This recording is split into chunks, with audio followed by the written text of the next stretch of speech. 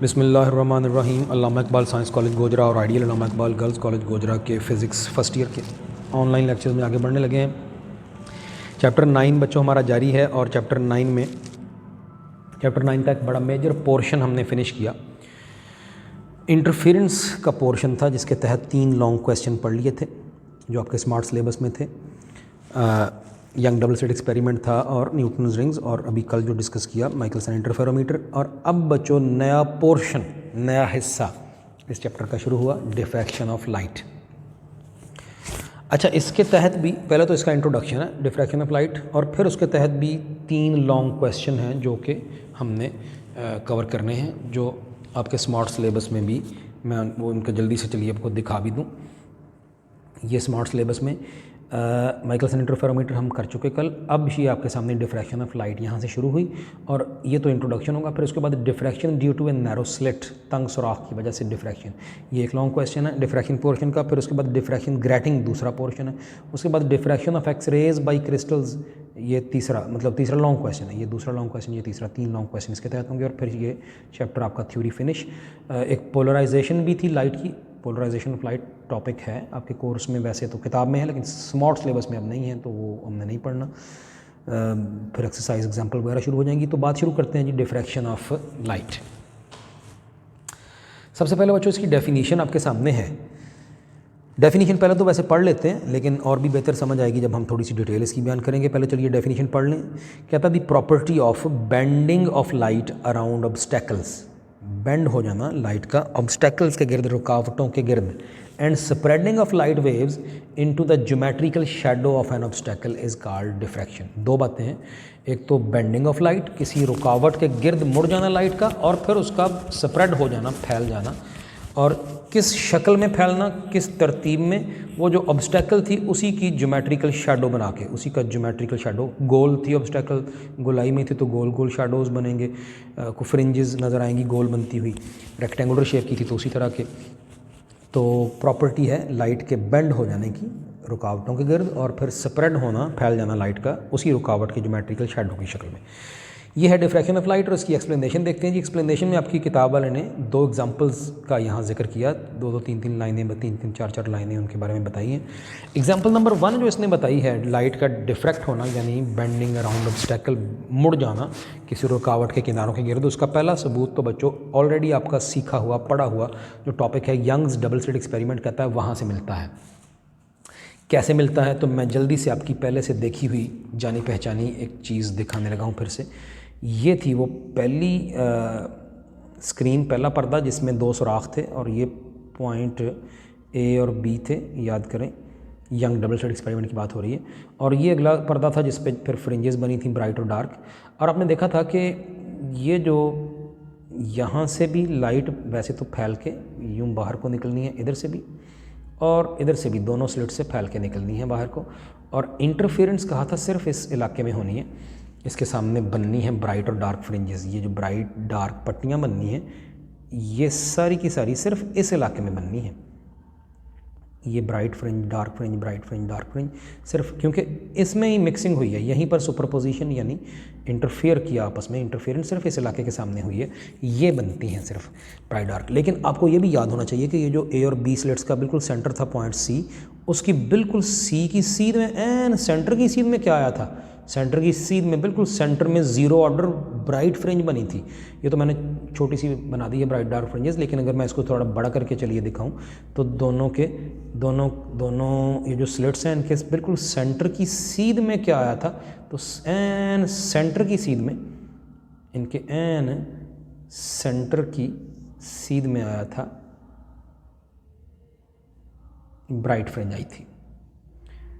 इस जगह पे ब्राइट बनी थी। क्यों बनी थी, कैसे, किस वजह से, ये सारी डिटेल मौजूद है यंग डबल स्लिट एक्सपेरिमेंट में। अच्छा, अब आम कॉमन सेंस की बात करें, अगर आपने यंग डबल स्लिट एक्सपेरिमेंट फ़र्ज़ कीजिए नहीं सीखा हुआ, तो आम कॉमन सेंस की अगर बात करें तो उसके मुताबिक तो लगता ये है कि जैसे ये देखें ना, एक स्क्रीन है उसमें 2 सुराख हैं, एक पर्दा है उसमें 2 सुराख हैं, तो लगता तो ये है कि जैसे लाइट सीधी जाएगी दोनों सुराखों से और आगे जाके रोशनी के 2 स्पॉट बनेंगे, एक यहाँ पे ब्राइट स्पॉट, एक यहाँ पे, बाकी इन दोनों स्लिट्स के सेंटर की सीध में अंधेरा रहेगा। लगता यूँ है कि उसका साया, उसका इस हिस्से का शैडो यानी साया पड़ेगा। यहाँ तो लाइट सारी आके इंसिडेंट हुई थी, लेकिन सिर्फ इन 2 सुराखों से मिलके यहाँ बननी चाहिए थे 2 ब्राइट स्पॉट, और इतने हिस्से का जो दोनों सुराखों के दरमियान में स्क्रीन का हिस्सा, इसका शेडो आना चाहिए था, यानी साया, यानी डार्कनेस आनी चाहिए थी। लेकिन एक्चुअली क्या होता है, ब्राइटनेस।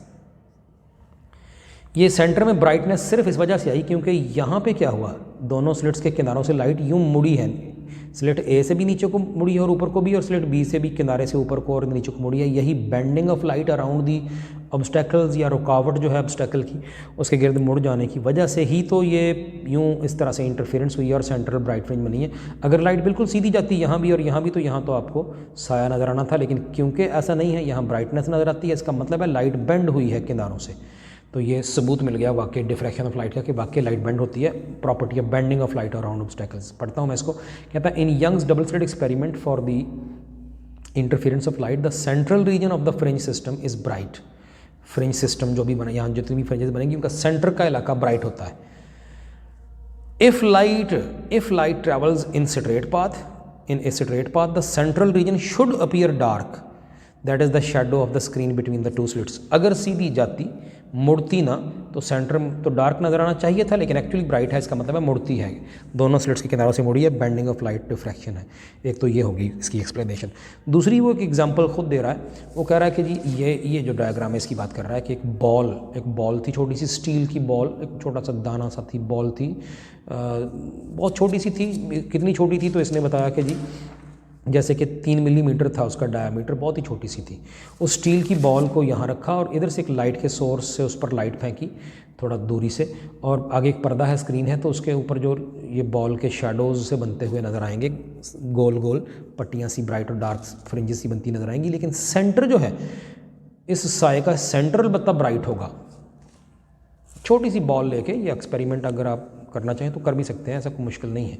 तो लाइट का एक सोर्स था, सोर्स S, और उसमें से लाइट यूँ गई, और ये एक बॉल है छोटी सी, जिसको बहुत बड़ा करके समझाने के लिए यहाँ बना दिया, और उस पर ये लाइट जाके पड़ी। तो इसका जो साया आगे जाके पड़ा इस स्क्रीन पर, इस पर्दे पर, वो जो साया बना उसका जो सेंटर था वो ब्राइट था, और इर्द गिर्द बेशक थोड़े यूँ दायरे दायरे से बनते हुए नज़र आएंगे, लेकिन सेंटर उसका ब्राइट था। सेंटर का ब्राइट होना फिर इस बात का सबूत है कि वाकई इस बॉल के किनारों के गिर्द भी मुड़ी है, बेंडिंग हुई है लाइट की। यही बेंडिंग ही हमने कहा कहलाती है डिफ्रैक्शन, और उसकी वजह से फिर उस रुकावट के शक्ल के ज्योमेट्रिकल शेडोज़ भी बनते जैसे ये बनते हुए नज़र आए। एक्चुअली हुआ क्या, ये क्यों सेंटर ब्राइट हुआ, वही वजह है जो यंग डबल स्लिट एक्सपेरिमेंट में भी थी। क्यों सेंटर ब्राइट हुआ, क्योंकि ये जो लाइट का सोर्स था, फ़र्ज़ कीजिए पॉइंट सोर्स हमने चुना है ना, पॉइंट सोर्स चुना है, तो इसमें से निकले होंगे स्फेरिकल वेवलेट्स। ये उनमें से एक वेवलेट या वेव फ्रंट जो है ये यहाँ पहुँचा इस बॉल के रिम पर, किनारे पर, रिम यानी किनारा इस बॉल का जो था, ये जो यहाँ ये वाला पहुँचा, इसका ये वाला पॉइंट भी और इस वेव फ्रंट का ये वाला पॉइंट भी सर्व करेगा बतौर सोर्स ऑफ सेकेंडरी वेवलेट्स। याद आया, ये इसमें से भी निकले, इसमें से भी, और यहाँ दोनों तरफ से आते हुए क्रेस्ट से क्रेस्ट, क्रेस्ट से क्रेस्ट मिले तो क्या होता है भला, याद है, कंस्ट्रक्टिव इंटरफेरेंस, कंस्ट्रक्टिव सुपरपोजिशन, जिसकी एन सीध में ब्राइटनेस आनी है, क्योंकि जहाँ कंस्ट्रक्टिव हो तो खूब ब्राइट लाइट आती है, कंस्ट्रक्टिव इंटरफेरेंस होती है। ये है जी वजह कि क्यों सेंट्रल इलाका ब्राइट बनता है। तो अब इसको यही बेंडिंग ऑफ लाइट का सबूत भी है। तो अब इसको मैं रीड भी कर दूं कि उसने किन लफ्ज़ों में आपके नोट्स पे कैसे हमने इसको बयान किया है। तो एग्जांपल नंबर 2 की बात कर रहे थे, तो कहता consider that a small and smooth steel ball of about 3 millimetre in diameter is illuminated. उस बॉल को रोशन किया गया by a point source of light, light का छोटा सा पॉइंट सोर्स था। The shadow of the object, यानी इस बॉल का जो शेडो है, is received on a screen as shown in figure, जैसे शक्ल में दिखाया गया, जैसे इस शक्ल में दिखाया गया। कहता the shadow of the spherical object is not completely dark but it has a bright spot at its centre. ये शेडो मुकम्मल डार्क नहीं है, इसके सेंटर पे ब्राइट स्पॉट बन रहा है। अब क्यों बना ये, उसकी वजह मैंने ये जो समझा दिया आपको, हाइजन प्रिंसिपल, वो जो सेकेंडरी वेवलेट्स फूटे हैं हर पॉइंट से।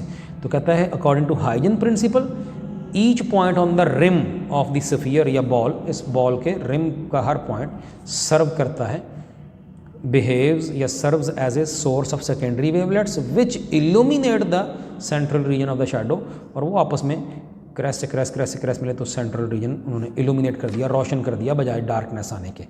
यानी इस बॉल के किनारों से लाइट बेंड हुई है, इसी वजह से सेंटर ब्राइट आया है डार्क की बजाय। तो ये भी सबूत है डिफ्रैक्शन का, बेंडिंग ऑफ लाइट और फिर spreading of light, bending of light around an obstacle and spreading of light into geometrical shadows of N obstacle. तो यही यहाँ पर हुआ है।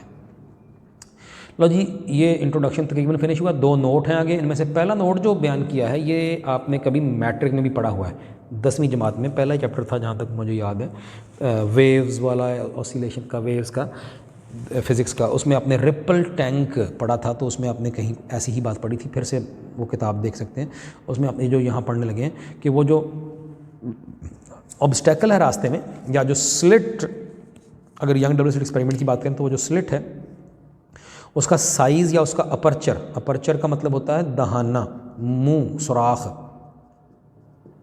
तो उस स्लिट का दहाना या साइज़ ऑफ द ऑब्स्टेकल जितना छोटा होगा उतना ही ये जो बेंडिंग का, लाइट के बेंड होने का इफेक्ट है उतना ही ज़्यादा आएगा।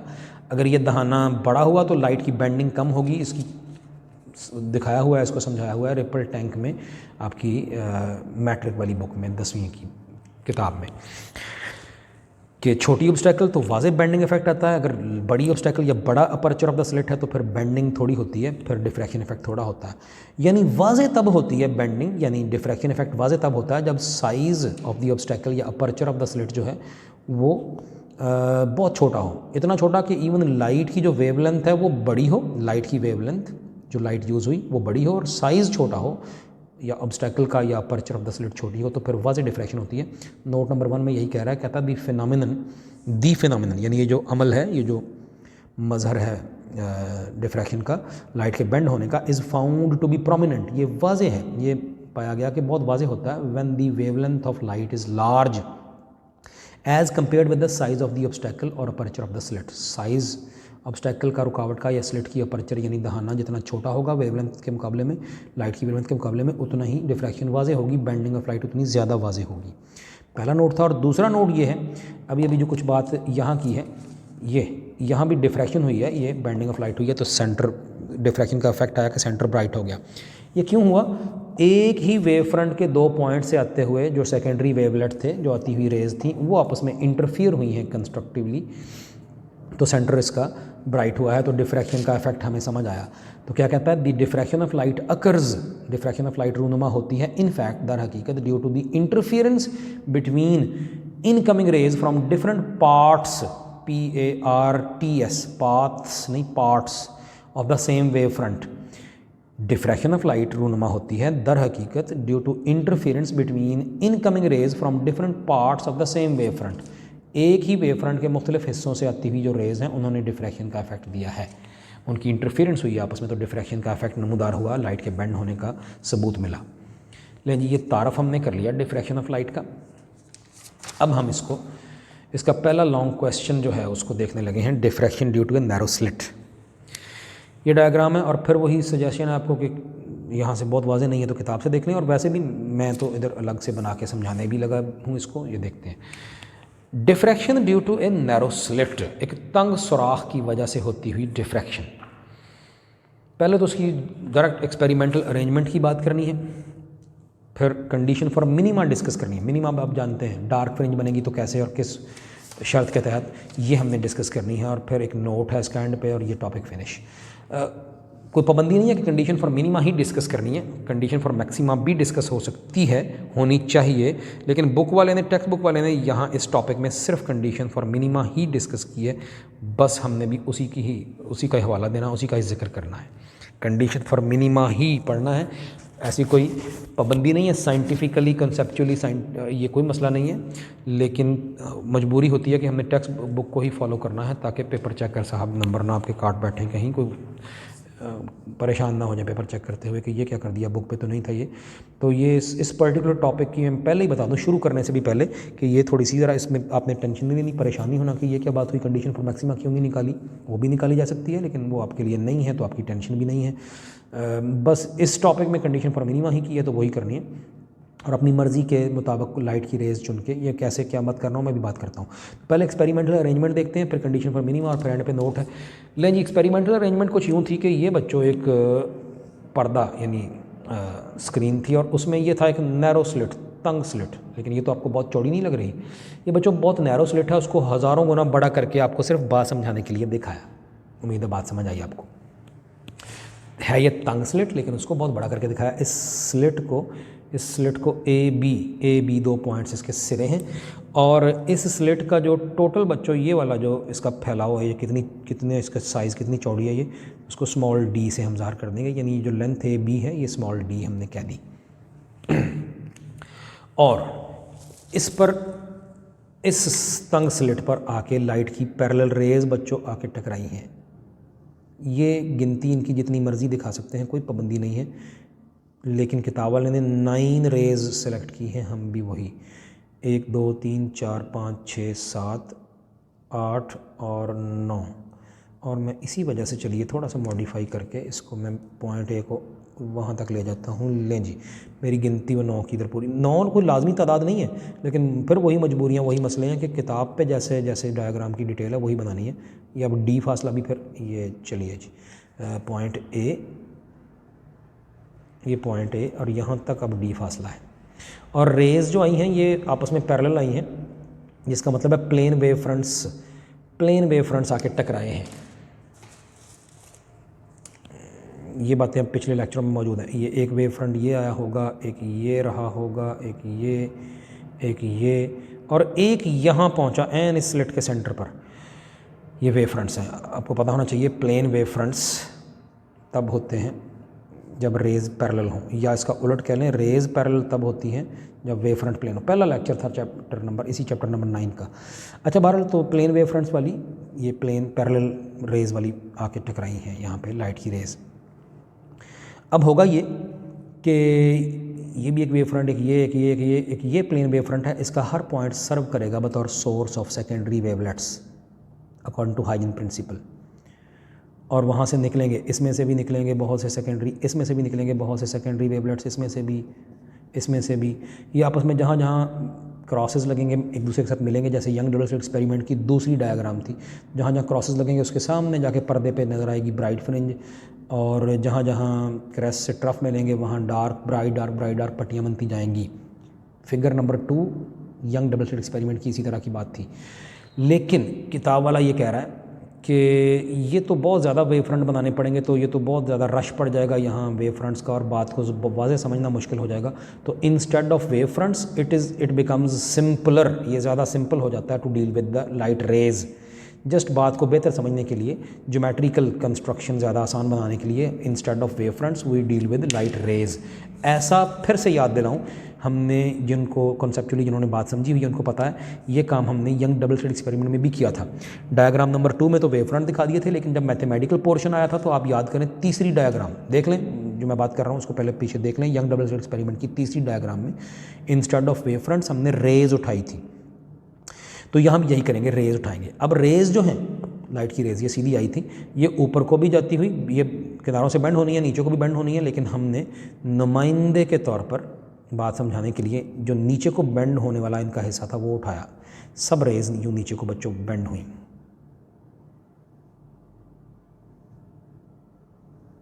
मैं फुट स्केल नहीं यूज़ कर रहा, थोड़ा रफ आ रहा है, थोड़ी सी टेढ़ी लाइन लग रही है। आप प्लीज़ इसको होमवर्क के लिए जो आपने ख़ुद ही करना है इसका, तो आप इसको फुट स्केल से ज़रा कीजिएगा, ज़्यादा साफ बनेगी आपकी ये डायग्राम।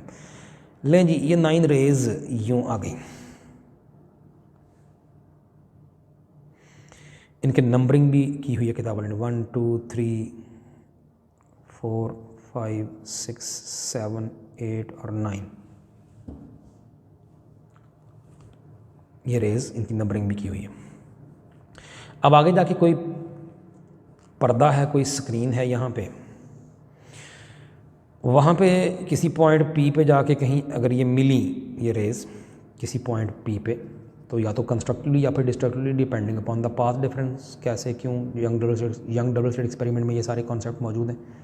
वहाँ भी पॉइंट P चुना था,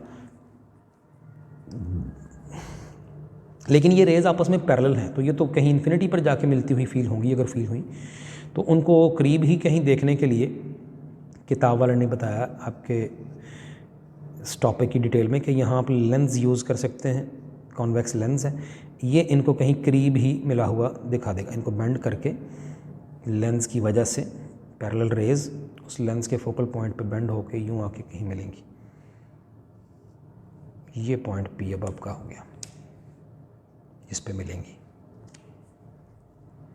उन सारियों में से रे नंबर 1 ये थी, 2 3 4 5 मसलन ये थी, 6 7 8 और 9 ये थी। तो 1 और 5 और 9 हमने यहाँ पर दिखा दी जैसे बुक वाले ने किया। वैसे सारी भी दिखा दें आगे तो कोई हर्ज नहीं है, बुक वाले ने यूँ किया तो हम भी यही कर रहे हैं। अब हुआ क्या, ये जो वेव फ्रंट ए बी पर पहुँचा था वो आगे जाके बेंड होके इस पॉइंट ए से सी में यहाँ चला गया। ये मैंने जो परपेंडिकुलर ड्रा किया निचली लाइन से ऊपर की तरफ को, निचली रे से ऊपर की तरफ को, ये वैसा ही है जैसा यंग डबल स्लिट एक्सपेरिमेंट में ये एक छोटी रे थी, ये एक बड़ी रे नीचे से गई थी। तो हमने यहाँ से परपेंडिकुलर ड्रा किया था, छोटी रे के शुरू से लंबी वाली पर परपेंडिकुलर ड्रा किया था, और ये सी पॉइंट था और ये डी था, और इससे आगे आगे दोनों बराबर थी। यहाँ पर पाथ डिफरेंस नमूदार हुआ था और सारी शरारत इसी पाथ डिफरेंस की थी कि ये पाथ डिफरेंस अगर 0 या लैम्डा 2 लैम्डा था तो यहाँ बनी थी ब्राइट फ्रिंज, और ये था अगर हाफ लैम्डा, 1.5 लैम्डा, 2.5 लैम्डा तो वहाँ बनी थी डार्क फ्रिंज। ये बातें पता है हमें। उसी तरह यहाँ भी ये नीचे को बेंडिंग हमने फ़र्ज़ किया तो नीचे वाली छोटी रे है, छोटी से सब बड़ियों पर हमने परपेंडिकुलर ड्रा कर दिया, ये वाला ए सी। समझिए ये जो वेव फ्रंट ए बी था वहाँ से ए सी तक जाने में, ये यहाँ से यहाँ तक आने में सब रेज़ में पाथ डिफरेंस क्रिएट हो गए, ये वाले पाथ डिफरेंस, ये वाले, यानी इससे आगे आगे तो सारी रेज़ ये यहाँ पर तो बराबर हैं, लेकिन ये पीछे वो इजाफी पाथ है कि सबसे निचली रे के मुकाबले में उससे ऊपर वाली थोड़ा सा एक्स्ट्रा फासला, उससे ऊपर वाली थोड़ा और एक्स्ट्रा, उसके ऊपर वाली थोड़ा और एक्स्ट्रा, उससे ऊपर वाली थोड़ा और तो ज़्यादा फासला तय करके हर ऊपर वाली रे नीचे को आई है ज़्यादा फासला तय करके। जैसे ये था, ऊपर वाली ऊपर गई थी कम फासला तय करके और नीचे वाली नीचे से ऊपर गई थी ज़्यादा फासला तय करके। यही ज़्यादा फासला पाथ डिफरेंस है और सारा जिम्मेदारी इसी के ऊपर है कि यहाँ ब्राइट फ्रिंज बननी है कि डार्क। ये पाथ डिफरेंस मैंने बताया हाफ लैम्डा, 1.5 लैम्डा, 2.5 लैम्डा हुआ तो डार्क, और 0 या लैम्डा 2 लैम्डा हुआ तो फिर ब्राइट। ऐसी ही बात अब यहाँ भी करने लगे हैं। और हम नुमाइंदे के तौर पर किताब वाले ने जैसे चुनी है, हम भी रे नंबर 1 और 5 आपस में कैसे मिली हम ये बात फ़र्ज़ करने लगे हैं। इनका कंडीशन फॉर मिनिमा निकालने लगे हैं। से कह दें, फ़र्ज़ कर लें कि रे नंबर 1 एंड रे नंबर 5 ये आपस में डिस्ट्रक्टिवली मिली यहाँ जाके, यानी इनका पाथ डिफरेंस था, इनके लिए पाथ डिफरेंस था मिसाल के तौर पर λ/2 फ़र्ज़ कर लिया। तो फिर ये कैसे मिलेंगी? डिस्ट्रक्टिवली।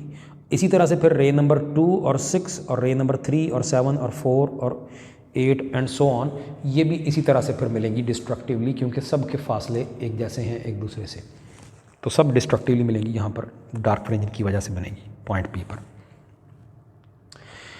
अब जो रे नंबर 5 हमने चुनी है, 1 से 5 तक हमने फ़र्ज़ कर लिया, और ये एक छोटी ट्रायंगल सी बन रही है। मैं इसको ज़रा अलग से दिखाने लगा हूँ। ये वाली आपने ये बना लेनी है, नोट्स पे नहीं है, ये आपने बना लेनी है। ये वाला पॉइंट ए है, ये इतना हिस्सा मैंने दोबारा नया बना लिया। ये स्मॉल ए कह लें, ये स्मॉल बी पॉइंट कह लें। और 1 से 5 रे तक चुनी है, तो पूरी स्लिट तो डी लेंथ की थी, स्मॉल डी, ये वाला, उसमें 9 रेज थी, 1 से 5 तक आधी स्लिट हुई, तो ये वाला फासला बच्चों हुआ d/2। और ये जो रेज मुड़ी हैं, जैसे वहाँ आपने एंगल थीटा बनाया था, एक रे ऊपर से गई एक नीचे से गई, तो यहाँ पर एंगल थीटा बना था ये, उसी तरह ये छोटा सा इधर एंगल थीटा बनेगा जो यहाँ नीचे बनेगा। इतना हिस्सा ए पॉइंट, और ये वाला स्मॉल ए, मैं इसको कलर चेंज करके चलिए लिख देता हूँ ताकि आपको बात समझने में आसानी हो। रे नंबर 5 का यहाँ पर स्मॉल ए है, ये वाला पॉइंट स्मॉल बी है, ये वाली ट्रायंगल उठाई हमने, ये अलग से दिखा दी। ये वाला फासला इसका d/2 है। और इस ट्रायंगल के लिए अब हमने ये फ़र्ज़ कर लिया कि रे नंबर 1 और 5 डिस्ट्रक्टिवली मिली हैं, उनका पाथ डिफरेंस λ/2 है, ये फ़र्ज़ कर लिया। और पाथ डिफरेंस है कि कौन सा, by the way path difference है कौन सा? पाथ डिफरेंस बच्चों है small A B, small a small b. ये उसी तरह ही है जैसे यहाँ पाथ डिफरेंस ये था यंग डबल स्लिट एक्सपेरिमेंट में बी डी, ये पाथ डिफरेंस था। अब यहाँ पर ये है ए बी, रे नंबर 1 नीचे से ही वापस, रे नंबर 5 वो इधर से, ये एक्स्ट्रा फासला है जो रे नंबर 5 को नीचे को आने में तय करना पड़ा as compare to ray number 1 a B, small b, यही पार्ट डिफरेंस है। तो पार्ट डिफरेंस यानी ए बी जो है वो यहाँ पे λ/2 फ़र्ज़ कर लिया, से कह दिया, फ़र्ज़ कर लिया अपनी मर्ज़ी से कि अगर ये पार्ट डिफरेंस λ/2 है तो फिर यहाँ डार्क फ्रिंज बनेगी। और अगली बात, फ्रॉम द फिगर, इस फिगर को देखिए, मैं अगर लिखूँ साइन थीटा किसके बराबर है इस फिगर में, अब थीटा यहाँ पर बन रहा है और ये दोनों आपस में परपेंडिकुलर है, इसका मतलब है थीटा के साथ वाली ये वाली बेस है कैपिटल बी फॉर बेस, और ये वाला ज़ाहिर है पी फॉर परपेंडिकुलर, और जो बचा है वो हाइपोटेनुअस है। और साइन थीटा होता है परपेंडिकुलर यानी A B small B length over hypotenuse यानी d/2, ये d/2 उधर चला गया तो d/2 साइन थीटा, ये हुआ a b length a B. ये वाले 2 स्टेप हैं जो आपके नोट्स पे नहीं हैं, आपने करने हैं। ये मैं कह रहा हूँ करने हैं, कहाँ करने भी दिखाता हूँ। लेकिन ए बी तो हमने फ़र्ज़ किया था, खुद फ़र्ज़ कर लिया था कि डिस्ट्रक्टिव इंटरफेरेंस के लिए λ/2 भी है। ये इक्वेशन नंबर 1 थी, ये वाली थी इक्वेशन नंबर 1, ये अब 2 कह लें इसको, अब इक्वेशन नंबर 2 कह लें। ये जो ऊपर आई है, चलिए इसको इक्वेशन नंबर 2 कह लें। इक्वेशन 1 में भी ए बी लेंथ है जो कि λ/2 है, इक्वेशन 2 में भी ए बी लेंथ है d/2 साइन थीटा। तो फिर दोनों को इक्वेट किया, 1 एंड 2 को इक्वेट करके 1 एंड 2 से निकला λ/2 is equal to d/2 sine theta, क्योंकि वो भी स्मॉल ए बी, ये भी स्मॉल ए बी, तो सेम हो गए, दोनों तरफ बटे में 2 है, कैंसिल हुआ, lambda is equal to d sine theta.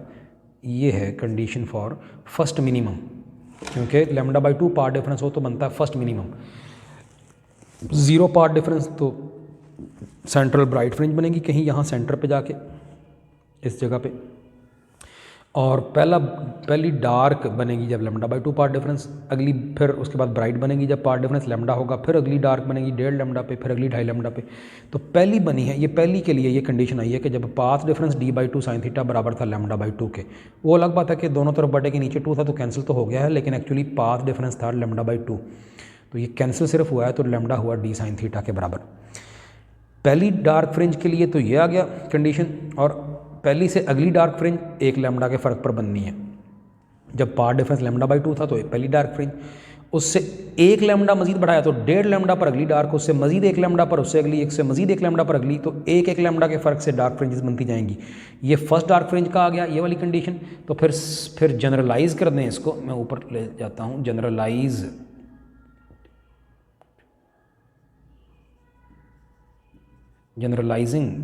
कर दिया, जनरल कर दिया, तो d साइन थीटा ये हुआ m लैम्डा के बराबर, d sine theta is equal to m lambda, where, तो यहाँ पे m जो है वो है बच्चों ±1 2 3 एंड सो ऑन। नोट करें कि 0 से नहीं स्टार्ट किया, क्योंकि पता है हमने किसकी कंडीशन निकाली है, कंडीशन निकाली है मिनिमा की, और पाथ डिफरेंस को 0 से स्टार्ट करते हैं। 0 पाथ डिफरेंस का मतलब तो सिर्फ सेंट्रल मैक्सिमम ही होता है, और मिनिमम जो है वो सेंटर में नहीं बनता, सेंटर में सिर्फ मैक्सिमम ही बनता है। सेंटर में यहाँ इस सीध में सेंटर में कहीं सिर्फ मैक्सिमम ही बनना है, 0 ऑर्डर ब्राइट फ्रिंज बननी है। m को 0 से नहीं स्टार्ट किया, 1 से स्टार्ट किया है, +या -1 +-2 +-3 एंड सो ऑन।